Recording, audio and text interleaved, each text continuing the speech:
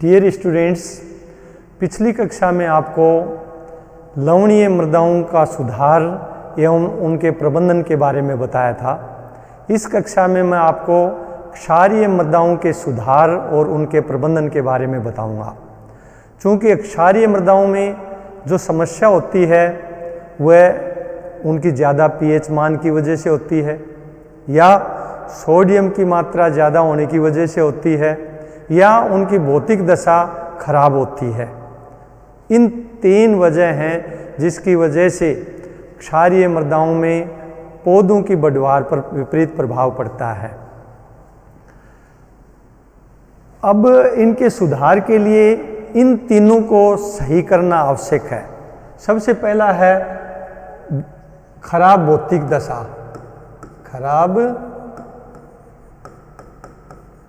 भौतिक दशा। दूसरा है अधिक पीएच मान, और तीसरा है अधिक सोडियम।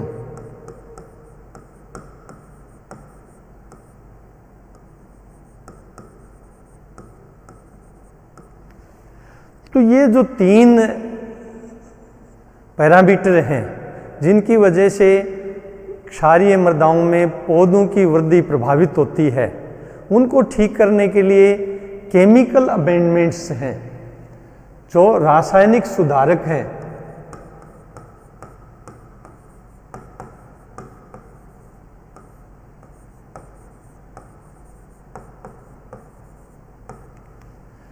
इन रासायनिक सुधारकों को काम में लेते हैं। रासायनिक सुधारक क्या करते हैं?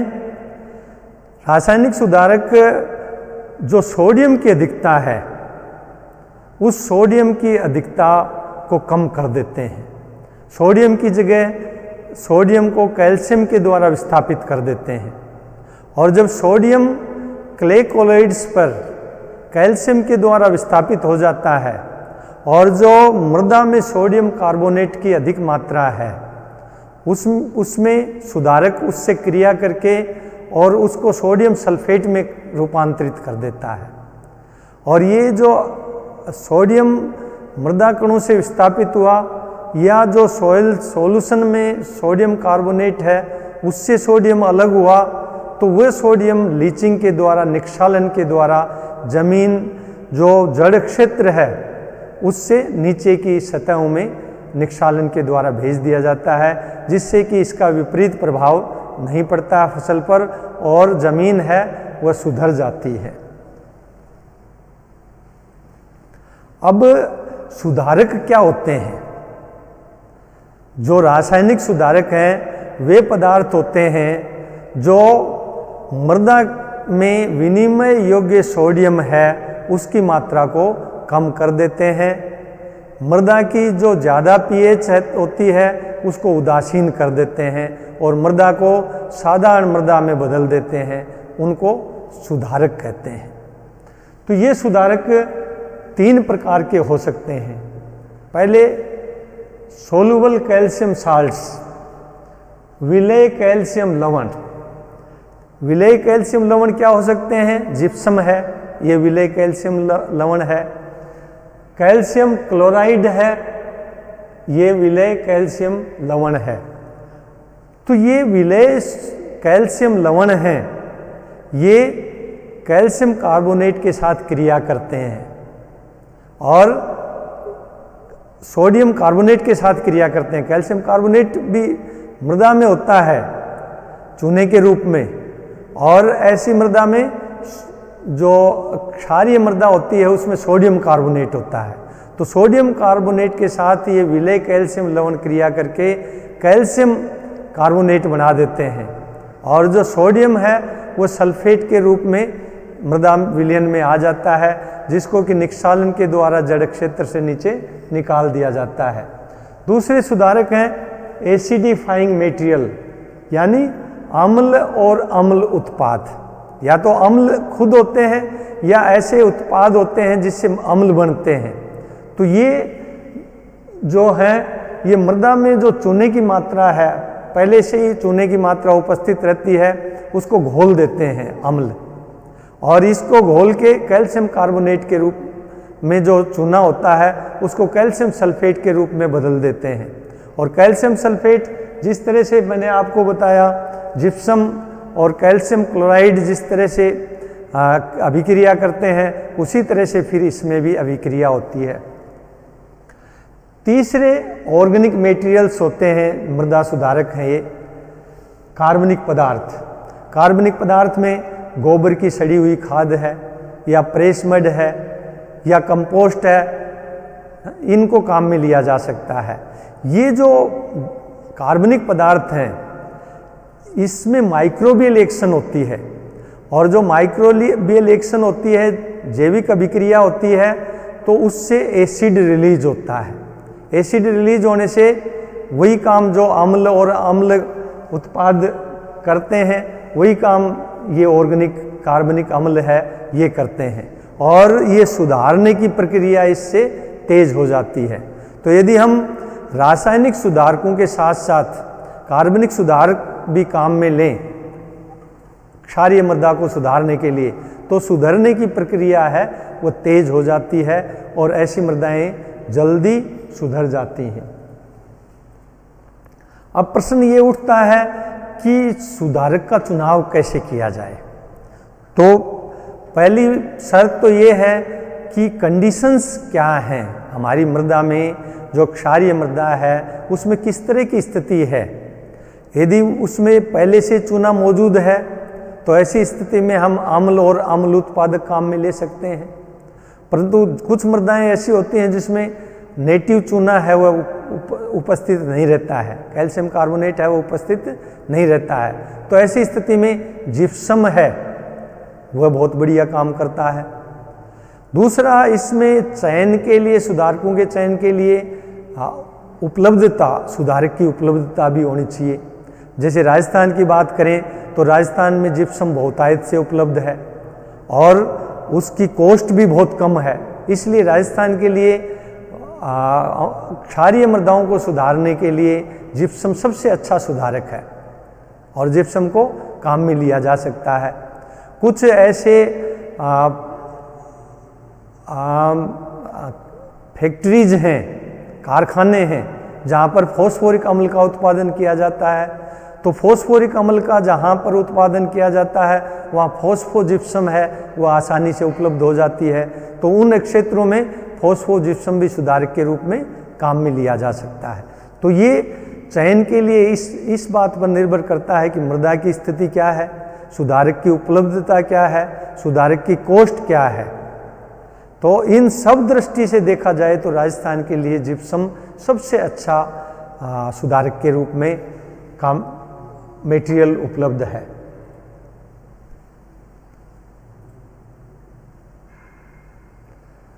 अब ये सुधारक किस तरह से क्षारीय मृदाओं में अभिक्रिया करते हैं जिससे कि क्षारीय मृदाएं साधारण मृदा में बदल जाती हैं। तो इसमें जिप्सम का सबसे पहले लेते हैं क्योंकि जिप्सम सबसे ज़्यादा यूज की जाती है सुधारक के रूप में, ये सबसे ज़्यादा प्रचलित है सुधारक के रूप में। तो इसलिए सबसे पहले मैं जिप्सम की अभिक्रिया आपको बताता हूँ कि जिप्सम चूँकि कैल्शियम सल्फेट होता है, इसका रासायनिक सूत्र CaSO4 2H2, तो ये कैल्शियम सल्फेट है, ये सोडियम क्ले है। सोडियम क्ले का मतलब क्षारीय मृदा, क्षारीय मृदा। क्षारीय मृदा के साथ जब जिप्सम अभिक्रिया करता है तो ये कैल्शियम क्ले बन जाता है, सोडियम को विस्थापित कर देता है। सोडियम को विस्थापित करने के वजह से कैल्शियम क्ले क्या है, साधारण मृदा है, साधारण मृदा। और इस अभिक्रिया में सोडियम सल्फेट बनता है और सोडियम सल्फेट है घुलनशील है, तो इसको निक्षालन के द्वारा जड़ क्षेत्र से नीचे निकाल देते हैं तो ये मृदा सुधर जाती है। इसके अलावा क्षारीय मृदा में मृदा विलयन में भी सोडियम कार्बोनेट होता है, तो जो मृदा विलयन में सोडियम कार्बोनेट होता है उसके साथ भी जिप्सम अभिक्रिया करती है और इस तरह से ये जिप्सम है कैल्शियम कार्बोनेट में सोडियम कार्बोनेट को कैल्शियम कार्बोनेट में बदल देती है और जो सोडियम सल्फेट बनता है ये घुलनशील है और वापस निक्षालन के द्वारा जड़ क्षेत्र से नीचे निकाल दिया जाता है। इस तरह से जो क्षारीय मृदा है वो साधारण मृदा में तब्दील हो जाती है। यदि सुधारक फॉस्फोजिप्सम है, जैसा कि मैंने बताया कि जहाँ फास्फोरिक एसिड बनता है उन कणखारों में फॉस्फोजिप्सम है, ये बाई प्रोडक्ट के रूप में मिलता है, तो ये आसानी से मिल जाता है, सस्ता मिल जाता है। तो ये किस तरह से क्रिया करता है, ये जो अपेटाइट है, ये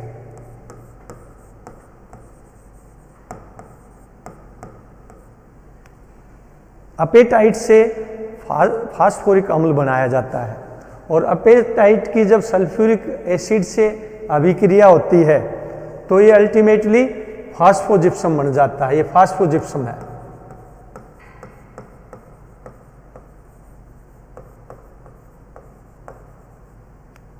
फास्फोजिप्सम बन जाता है और इसमें हाइड्रोफ्लोरिक अम्ल भी बनता है।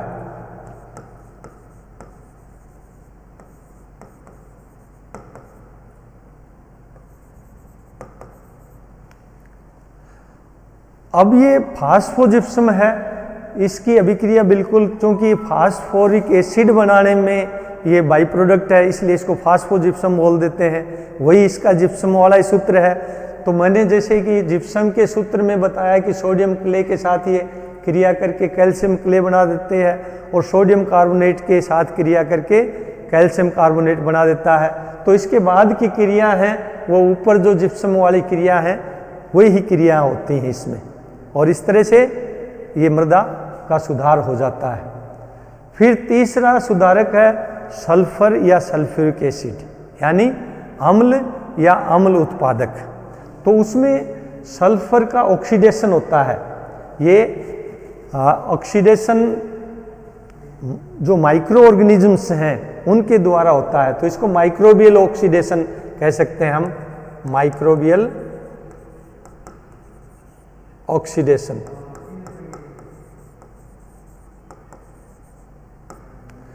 माइक्रोबियल ऑक्सीडेशन से सल्फर सल्फाइट के रूप में बदल जाती है और फिर सल्फाइट का हाइड्रोजन के साथ नहीं, जल के साथ रिएक्शन होके सल्फ्यूरिक एसिड बन जाता है।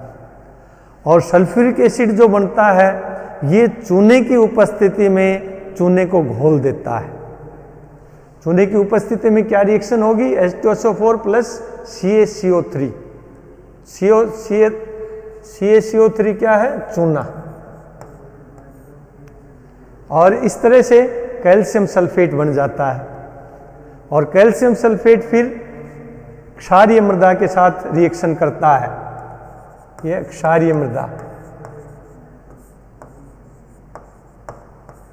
और ये साधारण मृदा में तब्दील कर देता है।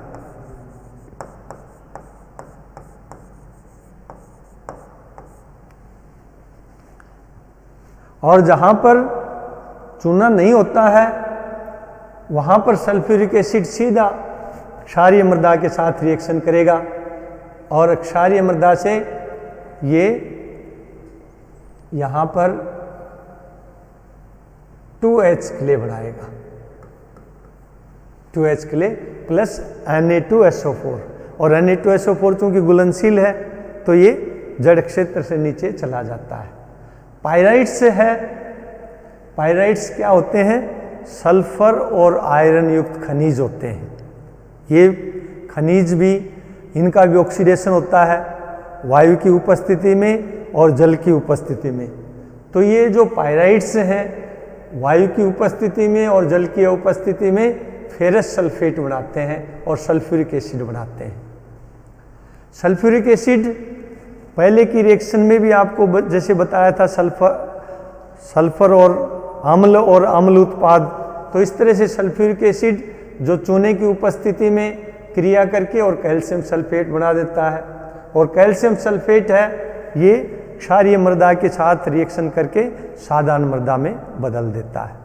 यदि चूना रहित स्थिति है तो क्षारीय मृदा है वो सल्फ्यूरिक एसिड भी इसमें बनता है और फेरस सल्फेट भी बनता है।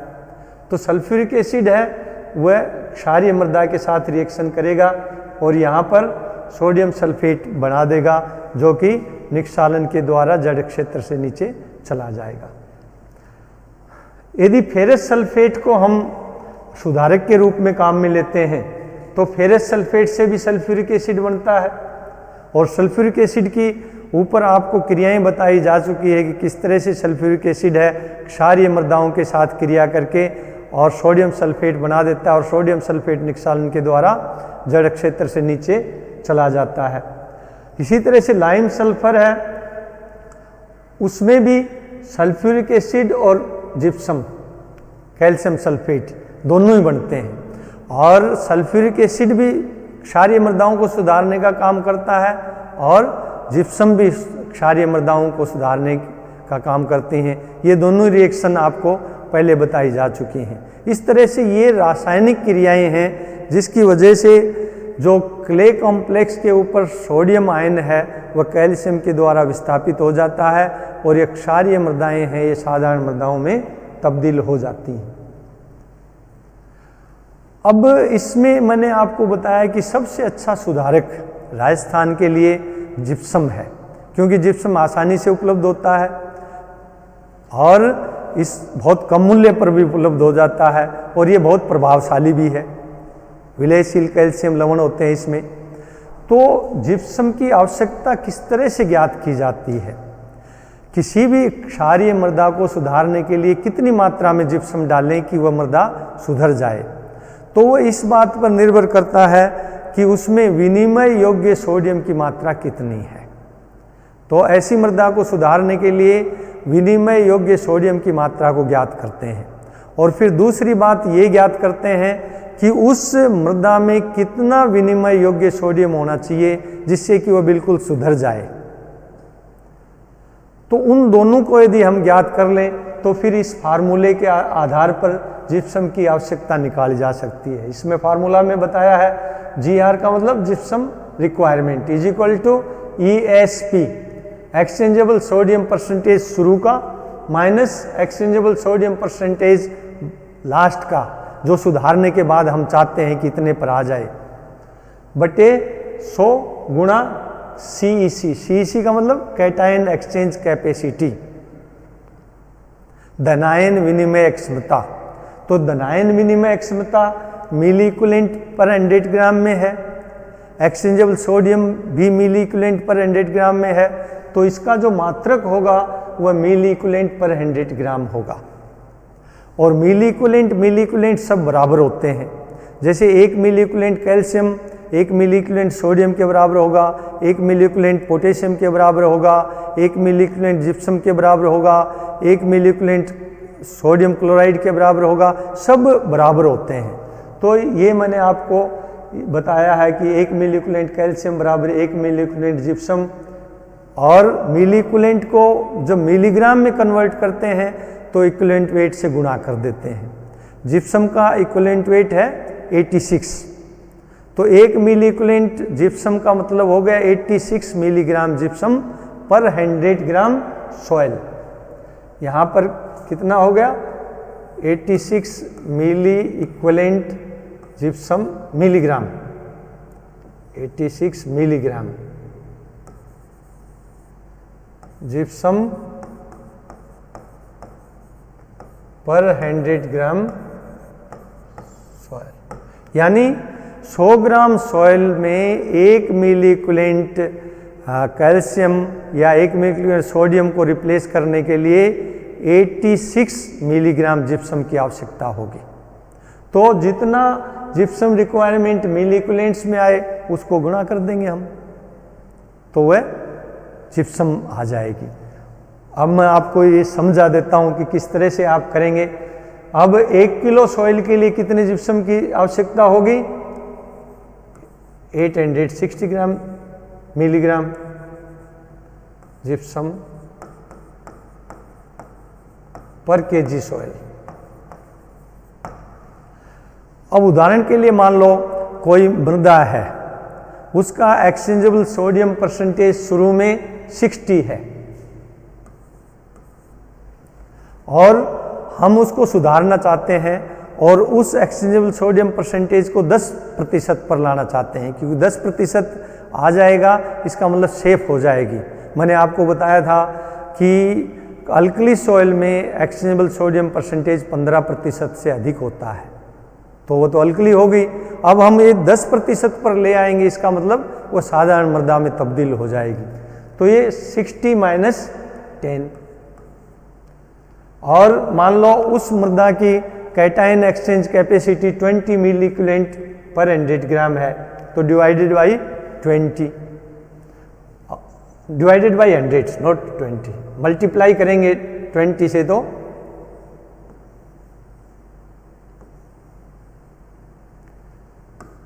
Multiplied by 20 divided by 100।